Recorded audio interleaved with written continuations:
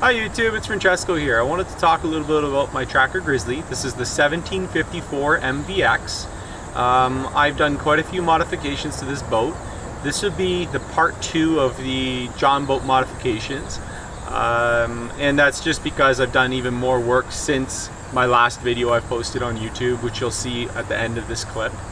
And I'll walk you through each and every challenge I've run into and what I've faced. Thank you very much. Hi YouTube. Okay, so we're going to start right up here at the front of the boat. I want to talk a little bit about what I have here at the front of the boat. Right now I'm using the Brocraft cup holder, tool holder on the side. It mounts right to the track. I also have one in the rear of the boat. I find they're really convenient. Up in the front here I have the Minn Kota 4 Trex. This is the 80-pound model. It runs on 24 volts. It has the US2 built-in sonar sensor. And that US2 sonar sensor, I have it running right to this Garmin Striker 4. It's really basic, but you know what, I'm using this thing mostly just to see the depth, kind of what's at the bottom. I'm not really doing much more than that, not at this point yet. Maybe if my skill level increases, maybe I'll do something different. But I do like that you don't have to have any wires running along the side of the trolling motor. Makes it for a little bit of a cleaner install. Up here I have the NOCO charging system. This is a 10 amp system, so there's 10 amps per bank. There's 3 banks on this boat. It's easy. You just plug in your extension cord, unplug your extension cord, and you're done. We have the 2 vent ports at the front here. This helps with just airflow for the batteries. Considering the fact that the batteries are in a sealed compartment up here in the front of the boat, I want to have them have good airflow for them, which is quite important, I think. Over here, this is for my navigation light. If you turn the prop like this, you can stick your navigation light right up here in the front to show your starboard and your port. And what I've done for the over here is I have the Panther recessed foot tray for the trolling motor pedal. This is nice and easy on your back. You don't have to lift your legs too much, that kind of a thing. It's quite nice. Alrighty, so YouTube, I've installed 2 hatches here. It's actually 3 hatches here. These are all Seaflow branded hatches. I'm using the 2 upper hatches for my batteries, and I'll show you how that works. So as you can see, I got 1 battery here, and I'm using the Atwood battery tie downs. This thing actually works pretty awesome. The battery doesn't move around at all. I've got a circuit breaker back there as well, 60 amp circuit breaker for the trolling motor. And over here, as you can see, I got an extra battery as well, and it's easy. You can access them easy. If you need to take them out, you can take them out right out of these hatches. It's super easy. Over here, I just got a little more storage. These boats come with just an open port here, and I didn't like that. I wanted to have something that's sealed, stuff doesn't blow around. It's much better that way, I think. Also, as you can see, I got more vents. That way you get positive airflow. It goes in and out. You don't have to worry about it, especially with non-sealed batteries. I think it's quite important. I installed these rod holder tube extensions that basically allow me to have up to 8-foot rods stored sideways on this boat, and as you can see, it comes quite convenient. Yeah, it's only 4 rods, but at least it gives me a few different setups and it's easy to use. All right, YouTube, so here's another view here. So right here I have the Coleman Extreme 5 120 quart cooler. This is, it's quite a bit of storage. I'm using it right now just for my life jackets and stuff, but I've also had like our lunch or our cool drinks or whatever it is in here. It's just convenient, and it's another seat. So that's the best part about it. Like when you have a few people on the boat, at least someone could sit there while you're cruising from spot to spot. It works out pretty well. Here I got the Scotty rod holders. I've made my own little brackets for them. I got 1 on either side. It's nice for trolling if you're just kind of at lunchtime, you want to eat a sandwich and you still want to fish. Over here I have a Garmin. This is a 75 SV. It's a pretty good unit. I like using it for the navigational charts. I find it's pretty good.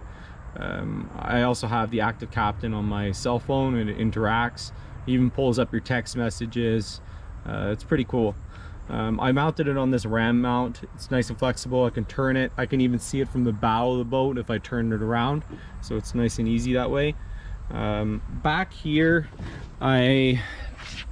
you know what, I had 6-gallon tanks before. I ran out of gas once with a 6-gallon tank, and that was a little scary. So I ended up now I'm using a 13-gallon tank. This is 45 liters, I believe it is. It's quite a bit of fuel. That will keep me out for the whole day, and I still have a half a tank left usually, so it's pretty nice. Back here I made some custom kind of transom reinforcement plates for the motor, because I was hearing some creaking noises on this boat, and I didn't like it. That was the first time I had any complaint about the boat. Was just literally I heard some creaking noises from the back here, and it didn't matter how much I tightened up the motor, the bolts or anything like that, it didn't do anything. So now with these half-inch plates, I have no noise at all, none, like zero. So it's pretty awesome. And back here I got an extra battery. This is a Group 31 battery. This does all my electronics. It's charged also by the outboard, because I have a little charger on the outboard that charges this battery, which is great. Back here I have the fuse box, and that's just a junction box for all of our wiring. Now these boats, you have to run the wire from front to back along the keel. It's just above the keel. There's a little channel that you can fish the wiring through. It's quite difficult, but you'll get it through. And that was probably one of the most challenging things. And I sheathed the wire, so I actually put the wire in a tube and then shoved the tube all the way down the channel. That way I don't get any chafing, and I don't want to have any shorts down the road. Down here I have a bilge pump. That bilge pump pumps right out. I've set it up on automatic, but yeah, it's quite convenient. At least you have it in case you do take on some water. I've been on some rough water where you actually do take on water, but for the most part this boat is pretty darn dry. I haven't found any leaks on it at all. Over here I have a Blue Sea switchboard. I have it all marked out. Navigation lights, bilge pump, electronics, running lights, accessory, and spare. And as you can see, my rod holders on the side of the boat again. And those rod holder extension tubes, they're great. That's like that was probably one of the best things I did, because this distance between the rear bench and the front bow, it's 7 feet exactly. So I had 7-foot rods here stored before, and the rod tips were rubbing against this paint coating, and because the paint coating is a little bit of a rough surface, it's anti-slip, I was really worried about my line being frayed. So that was quite concerning, and I'm really happy now that I have these rod holder extension tubes, and there's nothing for them to get frayed on. So it's quite great. So I just want to go take you right to the back of the boat here. I mounted those transom saver, because they're kind of like polyurethane or plastic. These plates here, I did them symmetrically because I just like everything to look symmetrical. But it's great, it's convenient. It gives you the ability to take a sensor off and on, or a sonar off and on, and you don't have to really worry about drilling extra holes in your boat. There's literally only 2 holes that ever go in the boat, so it's quite convenient. All right, YouTube, one more thing. This back bench on the boat, I had built a storage box, and this is out of one of those seaflow hatches, and this gives me a ton of tackle storage.